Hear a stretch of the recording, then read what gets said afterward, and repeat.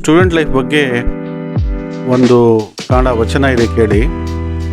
ಅದರ ಟೈಟಲ್ ವಿದ್ಯಾರ್ಥಿ ಜೀವನ ಬಂಗಾರವಲ್ಲ ಅಂತಕ್ಕಂಥದ್ದು.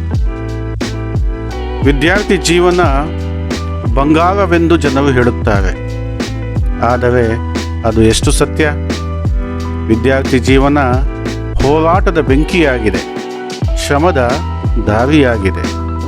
ಯಶಸ್ಸು ಸುಲಭವಾಗಿ ಯಾವ ಕೈಗೂ ಸಿಗುವುದಿಲ್ಲ, ಅದು ಬೆವರಿನ ಬೆಲೆಯಲ್ಲಿ ಮಾತ್ರ ಸಿಗುತ್ತದೆ.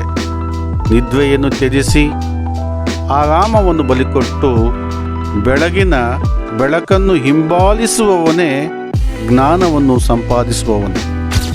ಪ್ರತಿ ಪರೀಕ್ಷೆ, ಪ್ರತಿ ಅಂಕ ಅವು ಗಂಟೆಗಳ ಪರಿಶ್ರಮದ ಫಲ.